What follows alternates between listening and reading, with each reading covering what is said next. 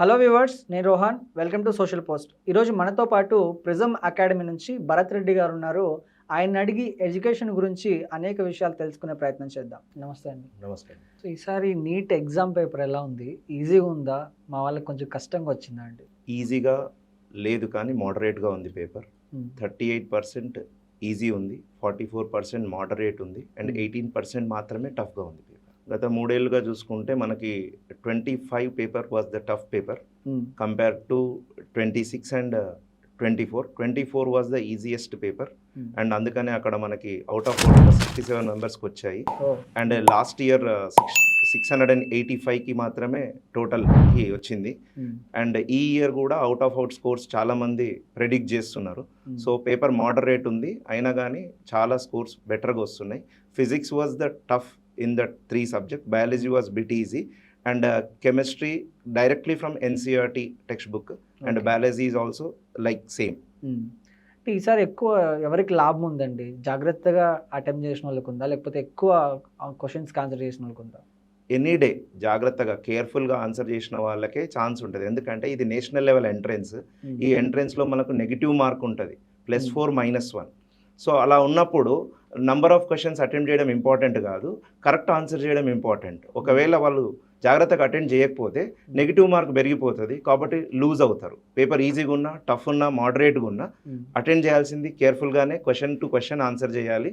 And tough sections and tough questions ఏమన్నా వస్తే leave చేయాలి. అయితే ఇప్పుడు గవర్నమెంట్ మెడికల్ కాలేజీలో సీట్ రావాలంటే ర్యాంక్ ఎంత రావాలండి? గవర్నమెంట్ మెడికల్ కాలేజ్లో సీట్ రావాలంటే బేసిక్గా ర్యాంక్ అంటే ఇంపార్టెంట్, మనం మార్క్స్తో కౌంట్ చేస్తాము. ఒకవేళ ఈసారి కాంపిటీషన్ ప్రకారం లాస్ట్ ఇయర్తో అయితే చాలా తక్కువ స్కోర్కి గవర్నమెంట్ కాలేజెస్లో లేదా ప్రైవేట్ కాలేజెస్లో గవర్నమెంట్ కోటా సీట్స్ చాలా తక్కువ స్కోర్కి వచ్చాయి. అరౌండ్ 350కి కేటగిరీ సీట్స్ వచ్చేసినాయి లాస్ట్ ఇయర్. ఈ ఇయర్ మాత్రం పేపర్ మోడరేట్గా ఉండడం వల్ల పెరిగే ఛాన్సెస్ ఉన్నాయి. గవర్నమెంట్ కాలేజ్లో రావాలి ఓసీ కేటగిరీ వాళ్ళకి కట్ ఆఫ్ మార్క్స్ పెంచుతారు. ఓసీ కేటగిరీ వాళ్ళకి రావాలంటే 620+ ఉండాలి ఈ year. More over top tier colleges and normal last bottom colleges అంటే న్యూయర్ కాలేజెస్, మోడరేట్ కాలేజెస్ ఏవైతే ఉన్నాయో వాటిలో రావాలంటే అరౌండ్ 550, 560+ ఉండాలి. అదే వేరే కేటగిరీ వాళ్ళకి బీసీ, బీసీబీ, బీసీడీ, బీసీఈ వాళ్ళకి కావాలంటే 550, 560, 570 వరకు టాప్ కాలేజెస్లో వస్తుంది.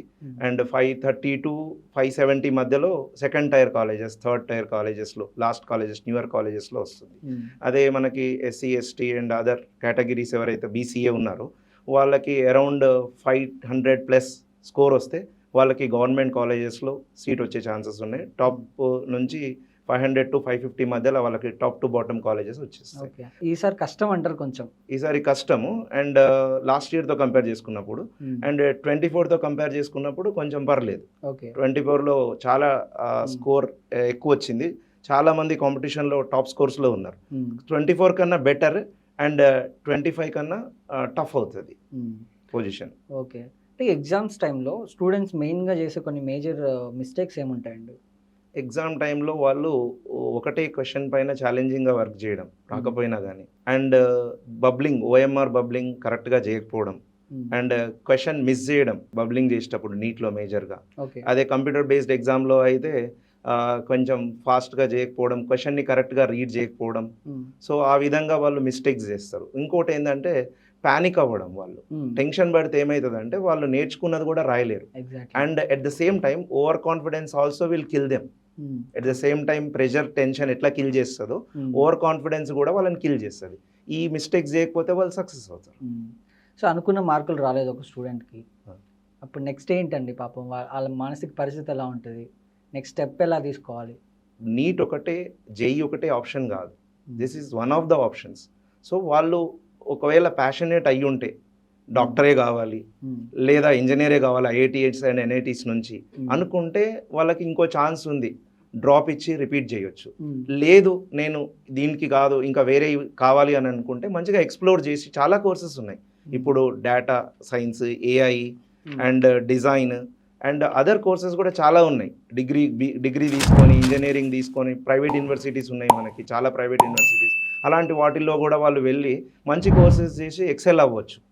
సో మార్క్స్ అనేది, ర్యాంక్ అనేది ఒక స్టూడెంట్ యొక్క క్యాలిబర్ని డిసైడ్ చేయలేదు. ఈ కాంపిటేటివ్ ఎగ్జామ్ అనేది ఒక మెజర్ ఒక స్పెసిఫిక్ డే రోజు ఒక స్పెసిఫిక్ అవర్లో మాత్రమే తీసుకున్నది. కానీ అతను total real life and life మొత్తం క్యాలిబర్ ఇదే అని మనం డిసైడ్ చేయలేము. ఎగ్జాక్ట్లీ. బట్ కొంతమంది స్టూడెంట్స్ ఏం చేస్తున్నారంటే రీసెంట్గా ఇంటర్ మార్క్స్ రిలీజ్ అయ్యే ముందు కూడా ఒక స్టూడెంట్ నేను ఫెయిల్ అయిపోతానేమో అని చెప్పి సూసైడ్ చేసుకున్నాడు. సో స్టూడెంట్స్ మార్క్స్ ఇప్పుడు ఇంకా రిలీజ్ చేస్తారు అనే టైంలో ముందుగా వాళ్ళని వాళ్ళు మానసికంగా ఎలా ఉంచుకోవాలండి? జనరల్గా ఇది ఉన్న పరిస్థితి ప్రస్తుతం ఉన్న కార్పొరేట్ సెక్టర్ అండ్ అదర్స్ దాన్ని మార్క్స్ని ఎక్కువగా ఎగ్జాగ్జరేట్ చేయడం వల్ల జరుగుతున్నది. స్టూడెంట్స్ పేరెంట్స్ కూడా అలాగే ఫీల్ అవుతున్నారు. ఎందుకంటే marks comparison is the thief of Joy అంటాం. పక్కలతో కంపేర్ చేస్తున్నారు, వెనక వాళ్ళతో కంపేర్ చేస్తున్నారు. ఈ స్కోర్ 985 అయినా అతనికి 990 వచ్చినాయి, 1000కి ఇంకెంత ఎక్కువ వస్తాయి 985 కన్నా. 982 వచ్చిన స్టూడెంట్ సూసైడ్ చేసుకున్న సందర్భాలు ఉన్నాయి. సో ఎందుకు అంటే వాళ్ళ ఉన్న చుట్టూ ఉన్న అట్మాస్ఫియర్ అట్లా క్రియేట్ చేస్తుంది. కాబట్టి తల్లిదండ్రులు కానీ మనలాంటి మెంటర్స్ కానీ వాళ్ళని గైడ్ చేయడం ఇంపార్టెంట్. ఇది ఒకటే ఆప్షన్ కాదు. మార్క్స్ మీ మెడలో వేసుకొని తిరగలేరు. మీ క్యాలిబర్, మీ టాలెంట్, మీ స్కిల్ ఇంపార్టెంట్. ఎప్పుడైతే మీరు అవి డెవలప్ చేసుకుంటారో ప్రపంచంలో మిమ్మల్ని ఎవరు ఓడించలేరు. So no pain no gain concept కింద దేంట్లో అయితే మనం వర్క్ చేస్తామో దాంట్లో ఎక్సెల్ అవుతాం. That's it. ఇందులో మీరు పెయిన్ ఎక్కువ తీసుకోలేదు, ఎక్కువ చదవలేకపోయి ఉండొచ్చు, ఎక్కువ వర్కౌట్ చేయకపోయి ఉండొచ్చు, లేదా లక్ లేకపోయి ఉండొచ్చు. కొన్నిసార్లు వర్క్ చేసి ఉంటారు కానీ ఎగ్జామ్ టైంలో ప్రెషర్ వల్ల టెన్షన్ వల్ల మిస్ అయ్యే ఛాన్సెస్ ఉంటాయి. కాబట్టి ఇంకోసారి ట్రయల్ ఇవ్వచ్చు, లేదంటే నెక్స్ట్ టైం కాంపిటేటివ్ ఎగ్జామ్ అయితే నెక్స్ట్ ట్రయల్ ఇవ్వచ్చు. బోర్డ్స్కి మనకి అంత పెద్ద అవసరం లేదు. బోర్డ్స్లో ఎంత వచ్చినా నో ప్రాబ్లం, అది సబ్జెక్టివ్ ఎగ్జామ్ కాబట్టి. నెక్స్ట్ నీ స్కిల్ని పెంచుకొని నువ్వు లైఫ్లో ఎలా ప్రొసీడ్ అవ్వాలి, ఎలా అవుతే బెటర్ అవుతామని ఆలోచించుకొని ముందుకు వెళ్ళడం బెటర్. సో జేఈ అడ్వాన్స్డ్కి అయితే ఇంకొన్ని రోజులు మాత్రమే ఉంది. స్టూడెంట్స్ వాళ్ళని వాళ్ళు ఎలా సిద్ధం చేసుకోవాలండి ఒక యుద్ధానికి అనుకోవచ్చు? జేఈ అడ్వాన్స్డ్ లాంటి national level exam tough exam యాక్చువల్గా. ఈ ఎగ్జామ్ రాసే స్టూడెంట్స్ ఖచ్చితంగా వాళ్ళు కాన్సెప్టివ్ బేస్ తోటే వెళ్ళాలి. కాన్సెప్ట్ బేస్తో వెళ్ళినప్పుడు వాళ్ళు ఎగ్జామ్ బాగా రాయగలుగుతారు. లాస్ట్ మూమెంట్లో న్యూ టాపిక్స్ చేయకూడదు, కొత్త టాపిక్స్ ఏవి టచ్ చేయకూడదు, అండ్ చేసిన టాపిక్స్ రివిజన్ చేయాలి, మాక్ టెస్ట్ ఎక్కువగా అటెండ్ చేయాలి, and more than that error analysis చేసుకోవాలి. నేను ఎక్కడ ల్యాగ్ అయి ఉన్నాను, ఏం చేస్తే నేను బెటర్ అవుతా. టాపిక్స్ ఆల్రెడీ ఫిక్స్ ఉన్న ప్రియారిటీ లిస్ట్లో ఇంకా ఏం టాపిక్స్ రివిజన్ ఎక్కువగా చేయాలి. మేము అంటాం దీన్ని RRR ఫార్ములా అంటాం. Revise and revise. 3 times revise చేయగలిగితే ఈ టైంలో ఫార్ములాస్ అండ్ కాన్సెప్ట్స్ని ఖచ్చితంగా వాళ్ళు నేర్చుకున్న టాపిక్స్లో బెటర్ పర్ఫార్మెన్స్ చేయగలుగుతారు అండ్ మంచి సక్సెస్తో బయటకు రాగలరు. ఓకే. అంటే జేఈ అడ్వాన్స్డ్ క్వశ్చన్ పేపర్లో వచ్చే క్వశ్చన్స్ కాన్సెప్ట్ బేస్డ్ ఎక్కువ ఉంటాయా లేకపోతే నార్మల్గా ఉంటాయండి? ఖచ్చితంగా కాన్సెప్ట్ బేస్డే ఉంటాయండి. ట్రిక్స్ ఏమైనా ఉండవా? ట్రిక్స్ చాలా తక్కువ, అంటే కొన్ని చోట్ల యూజ్ అవుతాయి. కాన్సెప్ట్ బేస్డ్ ఖచ్చితంగా. అండ్ ఇది స్టూడెంట్ యొక్క ఎబిలిటీని, కేపబిలిటీని చెక్ చేసే ఎగ్జామ్. ఐఐటీస్ లాంటి major national level top institutes ఇవి. వరల్డ్ వైడ్గా కూడా మన ఐఐటీస్కి నేమ్ ఉంది. అలాంటి ఇన్స్టిట్యూట్స్లోకి వెళ్ళేటప్పుడు ఖచ్చితంగా వాళ్ళ యొక్క స్టూడెంట్ యొక్క కేపబిలిటీని, స్కిల్ రియాలిటీని చెక్ చేస్తారు. సో దాని ద్వారా వాళ్ళు సెలెక్షన్ తీసుకుంటారు. అంటే out of 15 lakh students first 2.25 lakh students మనకు మెయిన్స్ నుంచి ఫిల్టర్ చేస్తారు అడ్వాన్స్ రాయడానికి. ఆ 2.25 lakh స్టూడెంట్స్ నుంచి మనకు జస్ట్ ఒక 16,000 సీట్స్ ఉన్నాయి. అంటే అర్థం చేసుకోవచ్చు మీరు ఎంత టఫ్ ఎగ్జామ్ అనేది. అలాంటప్పుడు ట్రిక్స్, ఫార్ములాస్, ఫండమెంటల్స్ లేకుండా ట్రిక్స్ తోటే ఎగ్జామ్ అయితే కాదు, కాన్సెప్ట్ బేస్డ్ అయితేనే బాగా వాళ్ళు ఎగ్జామ్ రాయగలుగుతారు. కాన్సెప్ట్ బేస్ లేకపోతే మాత్రం ఫెయిల్ అయ్యే ఛాన్సెస్ ఉంటాయి. థ్యాంక్ యూ అండి. Thank you so much.